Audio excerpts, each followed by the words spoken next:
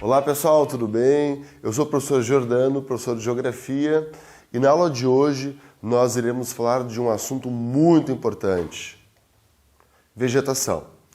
Para você que está olhando no YouTube esta aula, entra no aulalivre.net, baixa a apostila e depois da aula faz os exercícios complementares deste assunto. Ok, pessoal? Vamos lembrar então que vegetação, ela sempre está o quê?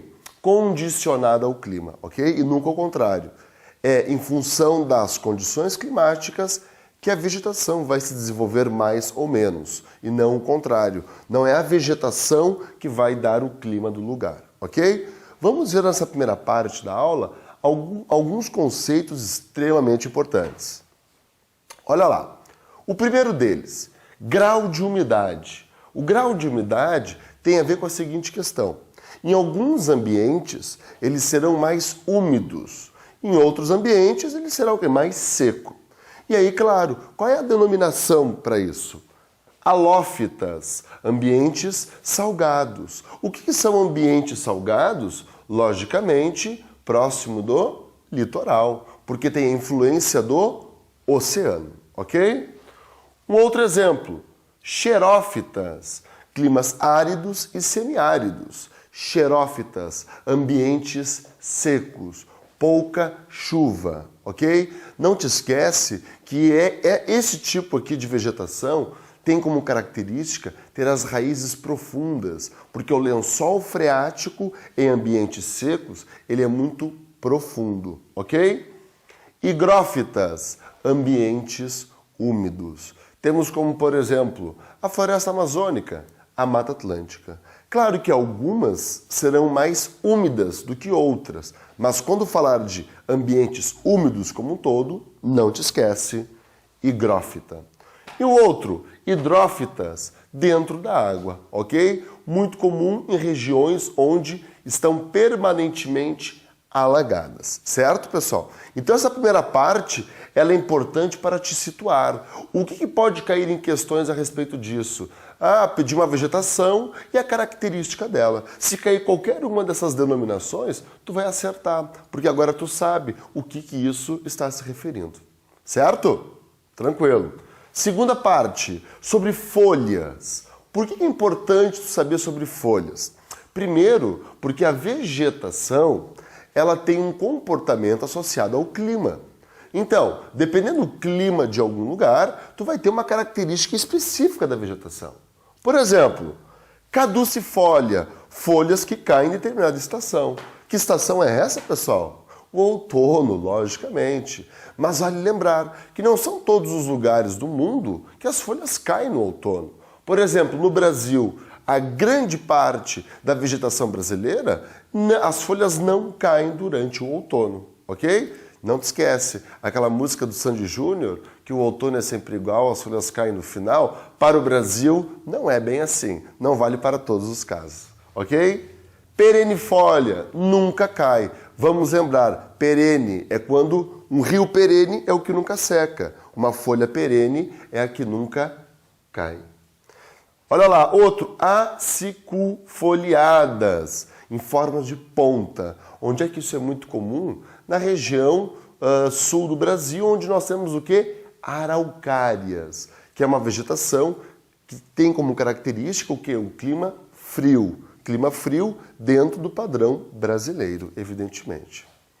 Olha lá, um outro exemplo, latifoliadas, folhas grandes. Quando falamos em latifoliadas, evidentemente que falamos da região amazônica e outros ambientes úmidos, ok? Não te esquece disso. Então, sobre folhas, pessoal, fica muito esperto nisso, porque se cair qualquer característica dessas, tu pode associar ao clima do lugar e, evidentemente, aonde ela está localizada no território brasileiro, assim como nos continentes, no mundo como um todo. Certo? Ok. Uma outra parte importante, formação dessa vegetação. Nós podemos dividir essa formação em níveis. Quais são esses níveis? Arbóreo. O que seria um arbóreo?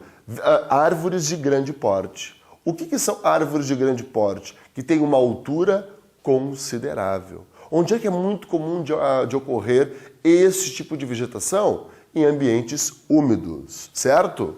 Outra formação, herbácea, vegetação de campos, muito comum em vários lugares no Brasil, principalmente no sul do estado do Rio Grande do Sul, ok?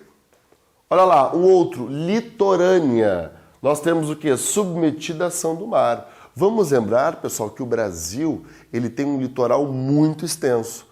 Por consequência, nós temos uma formação litorânea da vegetação muito extensa também, ok? Associa sempre isso.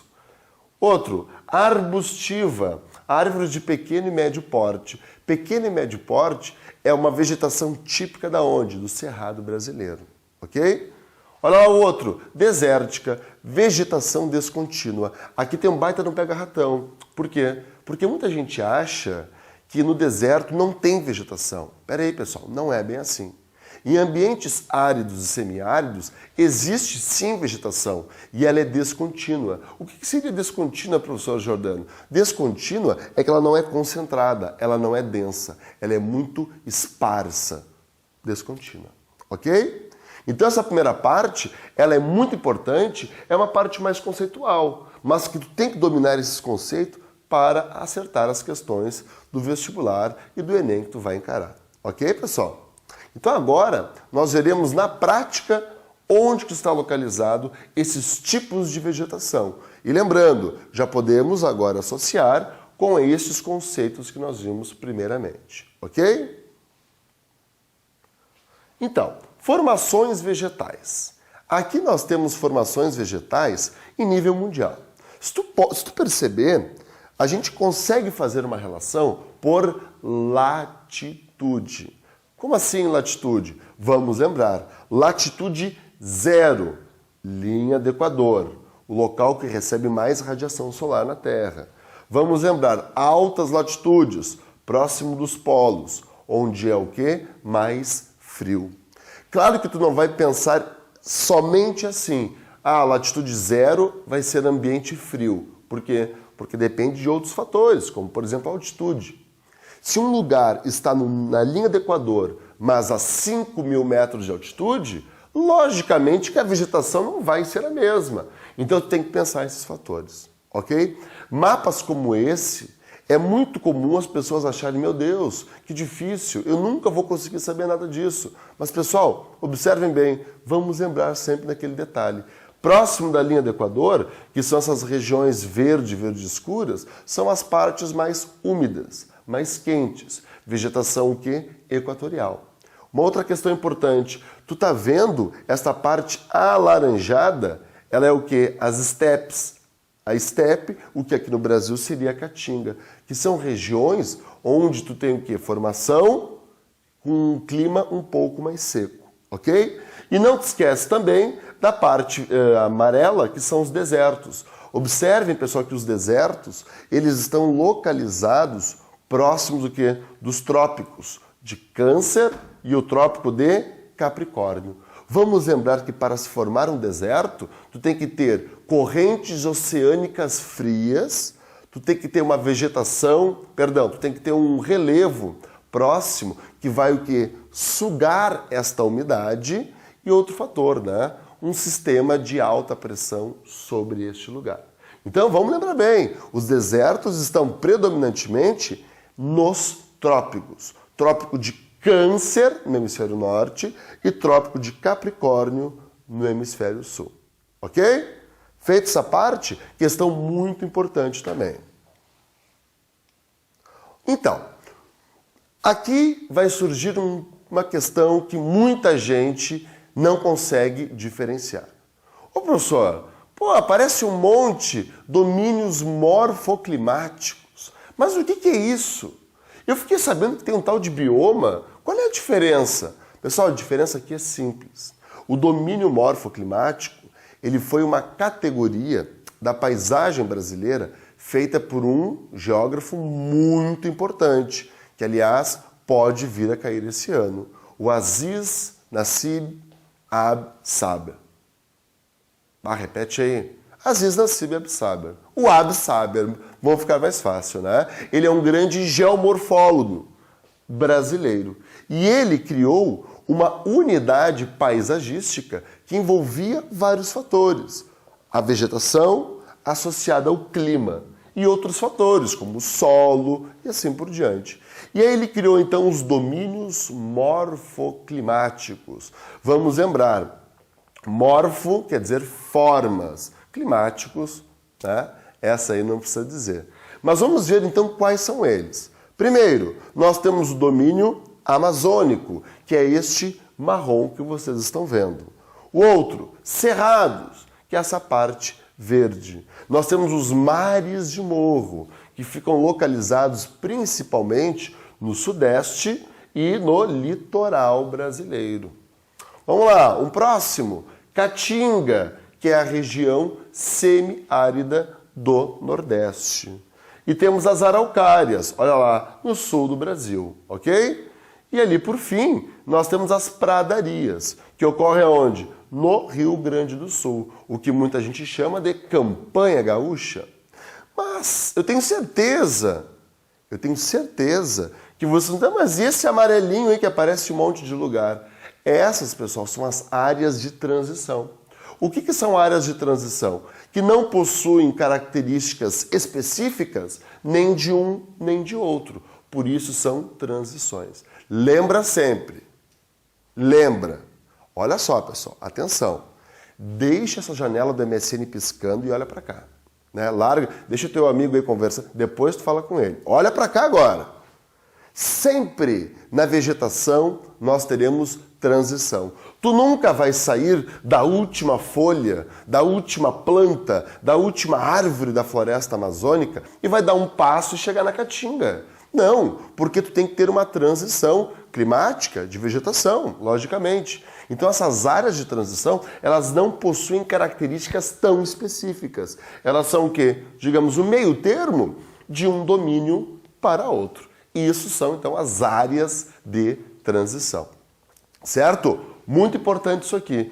Várias questões de vestibulares caem, lembrando que o domínio, as características. Pode vir um texto lá trazendo características desses domínios. E aí tu tem que marcar a resposta certa. Ou aparecer uma imagem de cada domínio e tu ir lá e marcar qual domínio aquela imagem está se referindo. Certo? Quando não pode acontecer também o seguinte, pessoal, de tu associar uma coluna a outra. Eles colocam os domínios morfoclimáticos e ali ao lado vão colocar as características. Aí tu vai associar e colocar em ordem depois nas questões. Certo? Feito? Então tá. Agora, biomas. Biomas, eles têm uma semelhança com os domínios morfoclimáticos. Olhem para cá. Domínios morfoclimáticos. Olha lá. Biomas, eles têm sim uma relação. Só que o conceito de bioma, ele é, digamos, mais amplo do que um conceito de domínio morfoclimático. O bioma, pessoal, ele é uma área geográfica estabilizada. Ele tem uma relação climática, ele tem uma relação muito ampla. E outra coisa, as características aqui, elas são vegetais e animais, inclusive, certo? Animais e vegetais. O IBGE, Instituto Brasileiro de Geografia e Estatística, ele tem como classificação do território brasileiro 6 biomas. O bioma Amazônia, o bioma Cerrado, o Caatinga, o Pantanal, o Mata Atlântica e o Pampa. Ou seja, estes são os biomas que o IBGE classifica. Então isso aqui, pessoal, faz parte do governo federal. É uma classificação oficial, ok? Vamos lembrar, só por curiosidade, que o Pantanal não aparecia antes. O Pantanal, pessoal, que foi uma série, foi novela, inclusive, né? Novela e vários programas lá do Globo Repórter, né? Que sempre falavam do Pantanal, do jacaré, da barriga amarela, né? Vendo ele de dia e de noite. Ele é o quê? Uma região de campos alagadiços. E esses campos alagadiços, conforme o regime dos rios, algumas áreas são inundadas em alguns períodos do ano. E depois este nível diminui, ok? Fica esperto com isso então. Olha lá então, vegetação brasileira. A vegetação, então, é um conceito muito mais simples, né? Domínio morfoclimático, bioma e vegetação têm sim uma relação. Porém, a vegetação, ela é uma resposta muito mais direta ao clima. Quantas vegetações nós teremos no Brasil? Um número maior do que biomas e domínios morfoclimáticos. Mas algo que é muito importante tu saber, muito importante. Observem que este mapa aqui, ele representa o quê? A vegetação brasileira.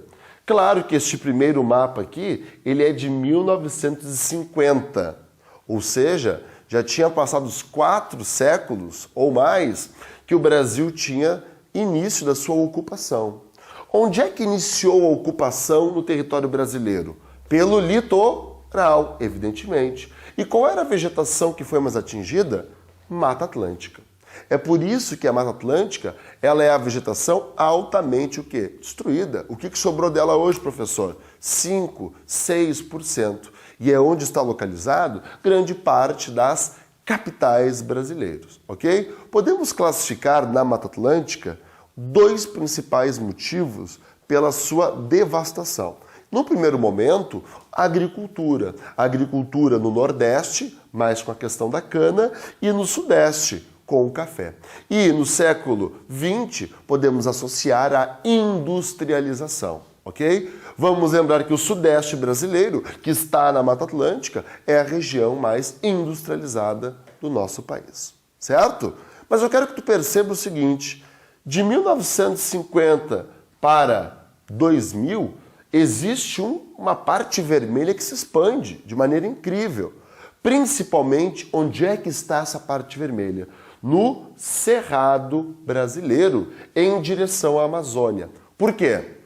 Porque, pessoal, nos anos 60, com o governo militar, o governo federal estimulou a ocupação no Cerrado brasileiro. O Brasil expandiu sua fronteira agrícola. Produção de quê, professor, principalmente? Principalmente de soja.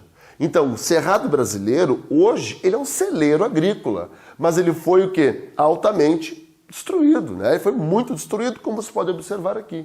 E hoje tem uma região que está, não digo iniciando, mas está sendo destaque pelo seu alto grau de desmatamento. Onde é que é isso? O Arco do Desmatamento. O que é esse Arco do Desmatamento? Observe que essa parte vermelha, ela já ocupou boa parte do Cerrado e agora está indo em direção à Amazônia, na borda da Amazônia. Isso chama-se Arco do Desmatamento. Esse Arco do Desmatamento, ele tem 2 principais motivos. Um é a soja, o segundo é a pecuária. Então, a agropecuária é o fator principal por esse desmatamento. Lembrando que aqui, pessoal, o estado do Pará, que está nesta região aqui vermelha, crescente, é o estado que mais morre pessoas por conflitos de terra, ok? E vamos lembrar que a grilagem, que é uma forma de tu te apossar de uma terra ilegalmente, ela ocorre muito nesta região amazônica, certo? Não te esquece disso, isso aqui é importante, saber os principais fatores. E outra coisa, né?